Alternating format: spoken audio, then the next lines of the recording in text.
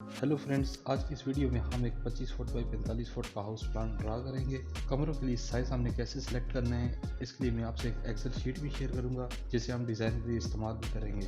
आमतौर पर नक्शा या हाउस प्लान ऑटोकैड पर बनाया जाता है, लेकिन चूंकि अक्सर लोगों को ऑटोकैड ऑपरेट करना नहीं आता या उनके सिस्टम या लैपटॉप में कैड इंस्टॉल नहीं होता, लिहाजा हम ये तमाम काम माइक्रोसॉफ्ट पावर पॉइंट इस्तेमाल करके करेंगे और प्लान बिल्कुल स्केल के मुताबिक तैयार होगा। अगर आपने पहले कभी पावर पॉइंट इस्तेमाल नहीं भी किया तो ये वीडियो देखने के बाद बहुत आसानी के साथ इस्तेमाल करने लगेंगे।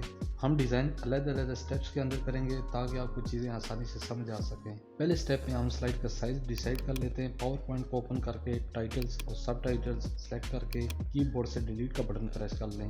ऊपर डिज़ाइन में जाकर राइट साइड पर स्लाइड साइज में कस्टम सेलेक्ट कर लें। यहाँ पर आपको यूनिट्स इंचेस में मिलेंगे, जबकि प्लॉट डायमेंशंस फुट में यानी 25 फुट बाई 45 फुट। तो अब हम ये करते हैं कि प्लॉट पर 1 फुट लंबाई को हम स्लाइड पर 1 इंच कंसीडर कर लेते हैं, यानी स्लाइड पर हमारे प्लॉट की डायमेंशंस 25 इंच बाई 45 इंच होंगी। इस हिसाब से हमारे पास स्लाइड साइज भी मिनिमम 25 इंच बाई 45 इंच होना चाहिए, लेकिन हम यहाँ थोड़ा मार्जिन रखकर slide size 50 inch by 50 inch रख लेते हैं। स्लाइड की विड्थ और हाइट में 50-50 एंटर करके इंश्योर फिट पर क्लिक कर देते हैं। हमारे पास स्लाइड का size 50 inch by 50 inch set हो चुका है। स्टेप 2 में हम प्लॉट की आउटर डायमेंशंस ड्रॉ कर लेते हैं। इंसर्ट में जाकर शेप पर क्लिक करें। यहाँ से रेक्टेंगल सेलेक्ट करके माउस की लेफ्ट क्लिक को प्रेस करके शेप ड्रॉ कर लें। शेप पर राइट क्लिक करके कोई भी कलर फिल कर सकते हैं। फिलहाल नो फिल पर ही क्लिक कर देते हैं। इस तरह आउटलाइन के लिए कोई भी कलर चूज कर सकते हैं। हम फिलहाल रेड सेलेक्ट कर लेते हैं। शेप को रीसाइज करने के लिए इस पर लेफ्ट क्लिक करें तो ऊपर शेप फॉर्मेट का ऑप्शन आ जाएगा। राइट साइड में शेप की विड्थ में 25 और हाइट में 45 इंच एंटर कर लें। क्योंकि हमने एक फुट को स्लाइड पर 1 इंच कंसीडर किया हुआ है, लिहाजा 25 इंच बाई 45 इंच का मतलब 25 फुट बाई 45 फुट ही है। एक दूसरे तरीके से भी आप शेप को रीसाइज कर सकते हैं। शेप सेलेक्ट करके इस पर राइट क्लिक करें। यहाँ से शेप फॉर्मेट पर क्लिक करके साइज एंड प्रॉपर्टीज में जाकर साइज सेलेक्ट करके आप शेप का साइज सेट कर सकते हैं। हम रेक्टेंगल को मूव करके एक साइड में रख लेते हैं। हम अपने प्लान की outer walls 6 inch wide consider कर लेते हैं। चूँकि स्लाइड पर 1 फुट लंबाई 1 इंच के बराबर है, इस तरह 6 इंच या 0.5 फुट स्लाइड पर 0.5 इंच के बराबर है। शेप की आउटलाइन पर राइट क्लिक करें। यहाँ फॉर्मेट शेप में जाकर फिल एंड लाइन में लाइन पर क्लिक करके लाइन विड्थ 36 पॉइंट्स एंटर कर लें। 36 पॉइंट स्लाइड पर ऑलमोस्ट हाफ इंच के बराबर है। इस तरह अगर कोई दीवार प्लान में 9 इंच है यानी 0.75 इंच स्लाइड पर, तो लाइन वेट आपकी इसी हिसाब से 27 पॉइंट्स होगी। आप शेप पर राइट क्लिक करके आउटलाइन में वेट पर क्लिक करके भी वेट दे सकते हैं, मगर यहाँ पर मैक्सिमम आपको 6 पॉइंट्स ही मिलेंगे। यहाँ पर एक चीज़ को आपने गौर से समझना है, रेक्टेंगल का साइज 25 बाई 45 इंच है, जिसमें 0.5 इंच आउटर वॉल भी शामिल होनी चाहिए, यानी आउटलाइंस के दोनों इतराफ के बाहर वाले फेसेस का दरमियानी फासला।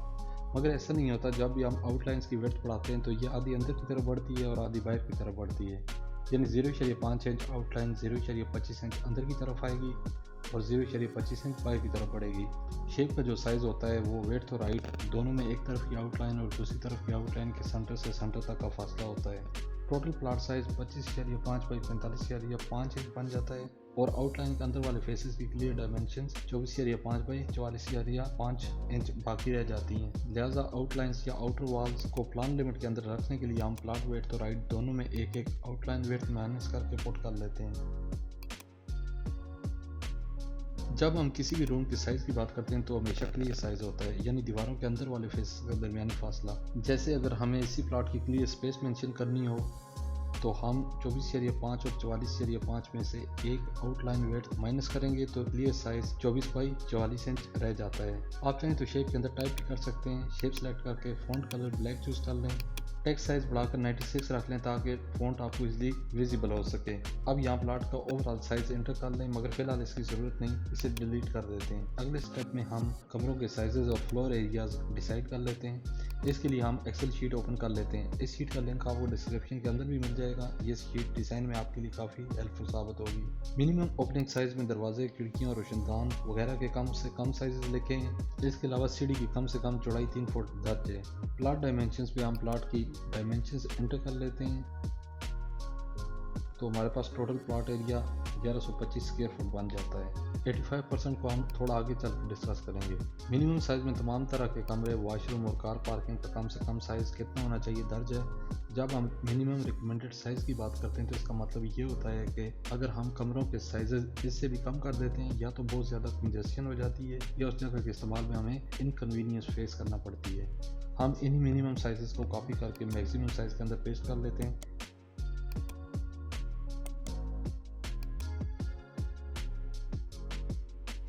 अब क्वांटिटी में हम अपनी रिक्वायरमेंट्स के मुताबिक नंबर्स एंटर कर लेते हैं। हम एक ड्राइंग रूम, एक टीवी लाउंज, 2 बेडरूम्स, एक किचन, 2 वॉशरूम्स, एक टॉयलेट और एक 1 कार पार्किंग कंसीडर कर लेते हैं। इस तरह हमने तमाम एरिया को 9 हिस्सों में अपनी ज़रूरत के मुताबिक तकसीम कर लिया है, जो मिनिमम साइज़ के मुताबिक 716 स्क्वायर फुट बन रहा है। 85% total plot area 956 square foot बनता है, यानी हम अपने साइज़ को बढ़ा सकते हैं। 100 में 15% का मार्जिन हम अपने लिए रख लेते हैं, क्योंकि हमारे रूम्स मुख्तलिफ साइज़ के हैं जो टोटल प्लॉट साइज़ पर कभी भी मुकम्मल तकसीम नहीं हो रहे होते।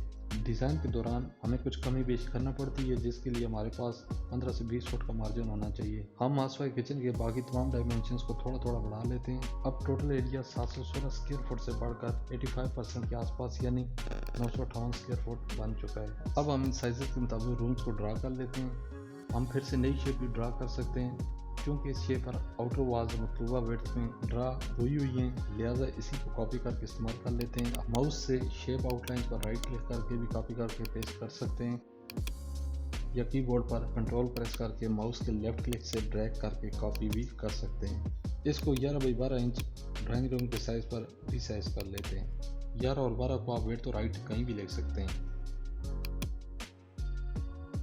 रूम का नाम भी रेक्टेंगल के अंदर लिख लेते हैं। साइजेस हम आखिर में लिखेंगे जब हम तमाम रूम्स को आउटलाइंस के अंदर एडजस्ट कर लेंगे। मैंने भी जिक्र कर चुका हूँ कि 11 बाई 12 इंच साइज आउटलाइन का सेंटर टू सेंटर डिस्टेंस है, कि जब हम रूम साइज की बात करते हैं तो वो वॉल्स या आउटलाइंस का अंदरूनी क्लियर फासला होता है। लिहाजा हम एक वॉल थिकनेस विड्थ और हाइट दोनों में जमा कर लेते हैं।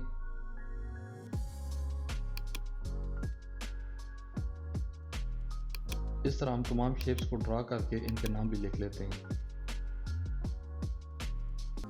अब हम इन रूम्स को प्लान के अंदर एडजस्ट करना शुरू करते हैं। वॉशरूम को बैक साइड में कॉर्नर्स पर मूव करके सेट कर लेते हैं। वॉशरूम की वॉल्स और आउटर वॉल्स की सेंटर लाइंस बिल्कुल एक दूसरे के साथ अलाइन होनी चाहिए।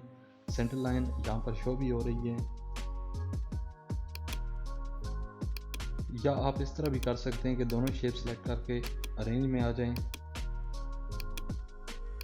यहाँ पर अलाइन पर क्लिक करके अलाइन लेफ्ट कर दें तो दोनों की लेफ्ट साइड आउटलाइंस एक दूसरे के साथ अलाइन हो जाएंगी। इसी तरह दोनों पर क्लिक करके अलाइन टॉप पर क्लिक करके टॉप से भी आप इसको अलाइन कर सकते हैं।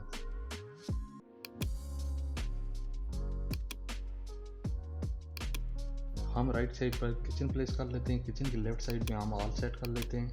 हॉल के फ्रंट पर ड्राइंग रूम और किचन के फ्रंट पर कार पार्किंग प्लेस कर लेते हैं, ताकि किचन की वेंटिलेशन बेहतर तरीके से हो सके। वॉशरूम का साइज़ हम वैसे ही रहने देते हैं। सबसे पहले हम बेडरूम्स की विड्थ दुरुस्त कर लेते हैं, जो कि एक वॉल थिकनेस ज़्यादा लग रही है। हम इसको दोनों बेडरूम पर बराबर तकसीम करके दोनों में 0.25 इंच माइनस कर लेते हैं।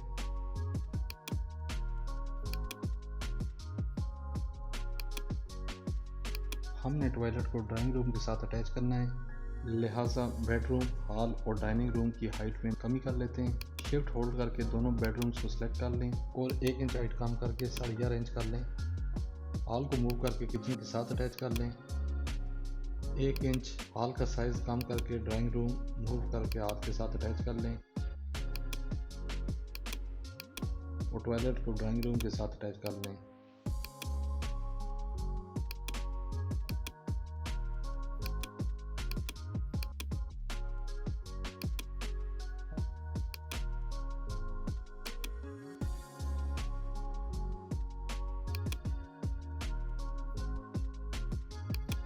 हॉल का साइज़ कम करके ड्राइंग रूम मूव करके हॉल से अटैच कर लेते हैं।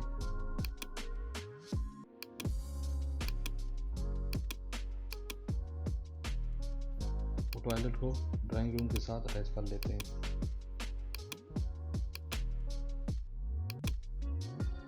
अब कार पार्किंग और किचन के साइजेस भी दुरुस्त कर लेते हैं। तमाम रूम्स प्लॉट की आउटर लाइंस के अंदर प्रॉपर्ली सेट हो चुके हैं। अब हम डोर्स और विंडोज़ ड्रा कर लेते हैं। इंसर्ट में सर्कल सेलेक्ट करके ड्रा कर लें। चूँकि बेडरूम का डोर साइज़ 3 फुट है, लिहाजा हम सर्कल का डायमीटर 6 इंच रख लेते हैं। इंसर्ट से एक पार्शियल सर्कल ड्रा करके इसका साइज़ भी यही रख लेते हैं।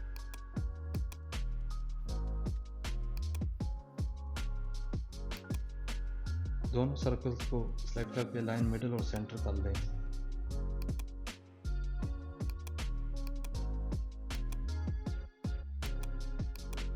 दोनों को सिलेक्ट करके ऊपर शेप फॉर्मेट में जाकर मर्ज शेप में सब्ट्रैक्ट कर लें। तो 3 फुट का हमारे पास डोर यानी क्वार्टर सर्कल ड्रा हो चुका है। इसको आप कोई भी कलर दे सकते हैं, मगर फिलहाल नो फिल पर क्लिक कर देते हैं। आउटलाइन कलर ब्लैक कर लेते हैं।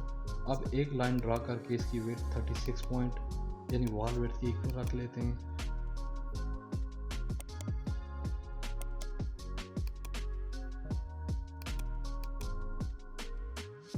और लाइन की लेंथ दरवाजे की चौड़ाई यानी 3 इंच रख लेते हैं।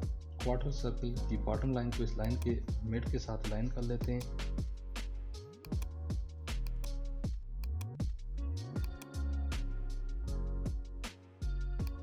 सर्कल लाइन के बैक पर होना चाहिए। अगर नहीं है तो सर्कल पर राइट क्लिक करके सेंड टू बैक भी कर सकते हैं। दोनों को सिलेक्ट करके ग्रुप कर लें।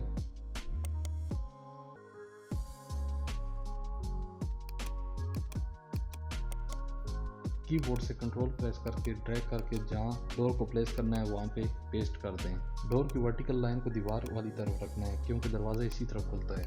अब पहले इस ग्रुप को सिलेक्ट करें और फिर सुरख लाइन को सिलेक्ट करके कलर बैकग्राउंड की तरह वाइट कर लें ताकि वॉल के अंदर ओपनिंग ट्रांसपेरेंट दिखाई दे सके। बेडरूम और ड्राइंग रूम के लिए 3 फुट, हॉल की एंट्रेंस के लिए 4 फुट और किचन और वॉशरूम्स के लिए 2.5 फुट साइज़ रखना है। अगर दरवाजे का साइज़ 3 से 4 फुट करना है तो ग्रुप सेलेक्ट करके विड्थ और हाइट में 4 एंटर कर लें। अगर शेप की डायरेक्शन तब्दील करने की ज़रूरत है, शेप सेलेक्ट करके डबल एरो अपीयर होगा, इसको ड्रैग करके सिंबल बदल लें और साइज़ को तब्दील कर लें। शेप की ओरिएंटेशन चेंज करनी है तो शिफ्ट की को होल्ड करके चेंज कर सकते हैं।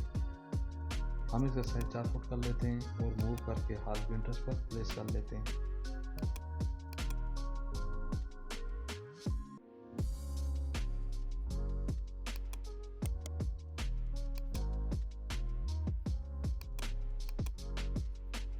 अब हम जल्दी से बाकी डोर्स भी प्लेस कर लेते हैं। तमाम दरवाजे अपनी जगह पर प्लेस हो चुके हैं। अब हम विंडोज़ और वेंटिलेटर्स भी प्लेस कर लेते हैं। विंडोज़ और वेंटिलेटर्स के लिए मिनिमम साइज़ एक्सेल शीट के अंदर दिए हुए हैं, लेकिन इसको आप अपनी रिक्वायरमेंट के मुताबिक भी सेट कर सकते हैं। हम 5 फुट की विंडो ड्रा कर लेते हैं। इंसर्ट से लाइन ड्रा करके विड्थ 36 पॉइंट कर लें और कलर रेड कर लें।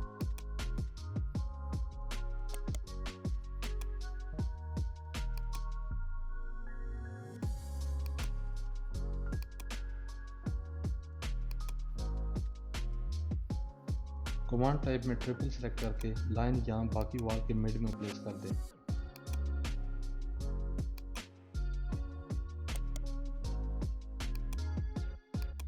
इस तरह हम जल्दी से तमाम विंडोज़ और वेंटिलेटर्स ड्रा कर लेते हैं। हम दोनों वॉशरूम्स के दरमियान की जगह को OTS कंसीडर कर लेते हैं यानी ओपन टू स्काई, और हम इस एरिया को बेडरूम्स और वॉशरूम्स की लाइट और वेंटिलेशन के लिए भी इस्तेमाल कर सकते हैं, या यहाँ पर हम अलमारियाँ भी बना सकते हैं दोनों बेडरूम्स के लिए। OTS शो करने के लिए हम इंक्लाइंड लाइंस ड्रा करके लाइन वेट से लाइंस को डॉटेड कर लेते हैं।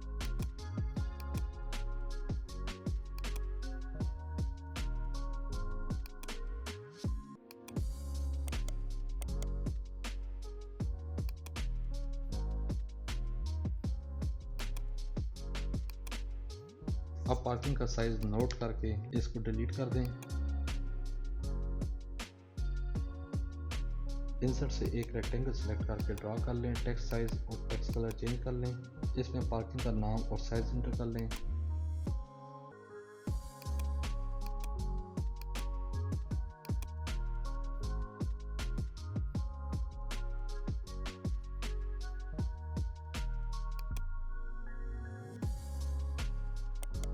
रेक्टेंगल की फिल और आउटलाइंस को कलरलेस कर देते हैं और यहाँ प्लेस कर देते हैं। इस तरह तमाम कमरों के नाम और साइजेस एडिट कर लेते हैं जो एक्चुअल साइज में से एक वॉल थिकनेस माइनस करके हासिल होंगे। आखिर में हम सीढ़ी ड्रा कर लेते हैं। इसको हम हॉल के अंदर लेफ्ट साइड पर भी ड्रा कर सकते हैं और पार्किंग के अंदर राइट साइड पर भी। सीढ़ी की कम से कम चौड़ाई 3 फुट होनी चाहिए, मगर हम 2.75 यानी 2.75 इंच ड्रा कर लेते हैं। स्टेयर ड्रा करने के लिए हमें मालूम होना चाहिए कि राइजर कितना है और फ्लोर टू फ्लोर हाइट कितनी है। हम floor to floor height 10 foot consider कर लेते हैं और राइजर 6.75 इंच, और स्टेप की विड्थ 9 इंच कंसीडर कर लेते हैं, यानी स्लाइड पर 0.75 इंच। इस हिसाब से हमारे पास टोटल राइजर्स 18 बनते हैं और स्टेप हमेशा राइजर से एक कम होता है। इंसर्ट से शेप ड्रॉ करके विड्थ 2.75 इंच और हाइट 0.75 इंच सेट कर लें।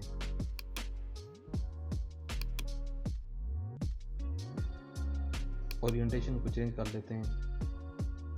कंट्रोल प्रेस करके कॉपी करके इसके साथ दूसरा स्टेप भी अटैच कर लें। अब लैंडिंग ड्रा कर लेते हैं, जिसकी कम से कम चौड़ाई भी सीढ़ी जितनी होनी चाहिए। हम मज़ीद स्टेप्स भी ऐड करते जाते हैं।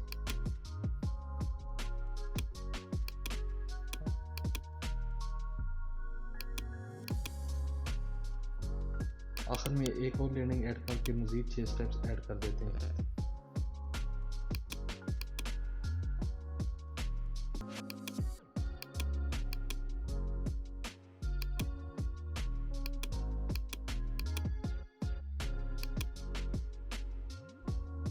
थोड़ी सी सेटिंग दुरुस्त कर लेते हैं। हमें टोटल 17 स्टेप्स चाहिए, जबकि लैंडिंग्स में हमारे पास 17 ही बनते हैं। लैंडिंग भी स्टेप में काउंट होती है। हम शुरू के 2 स्टेप्स डिलीट करके लैंडिंग में वाइंडर्स ऐड कर लेते हैं, जिससे लैंडिंग 2 के बजाय 4 स्टेप्स में तब्दील हो जाएगी, और शुरू की ये जगह जो 2 स्टेप्स में घेरी हुई है वो भी फ्री हो जाएगी।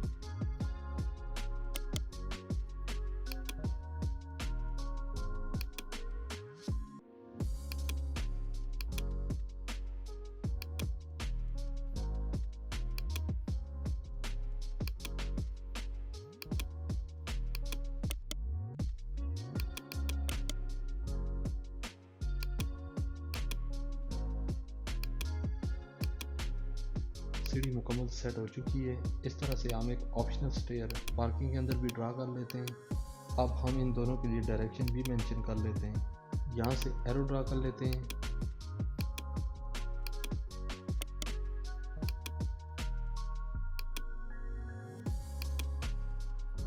कलर और आउटलाइन टाइप चेंज करके और यहाँ स्टेयर के ऊपर प्लेस कर देते हैं।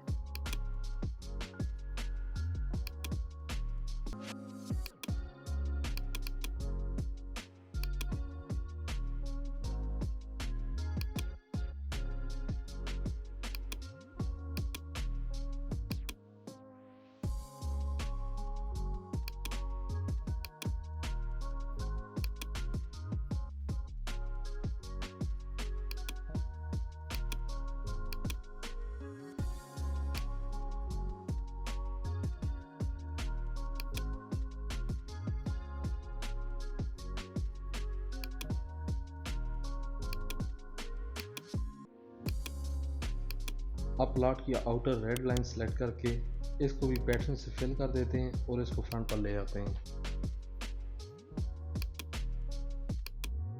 हम ग्रीन कलर पैटर्न सेलेक्ट कर लेते हैं। ट्रांसपेरेंसी 85% रख लेते हैं, ताकि बैक पर तमाम रूम्स, विंडोज़, वेंटिलेटर्स भी वाज़ेह दिखाई दे सकें।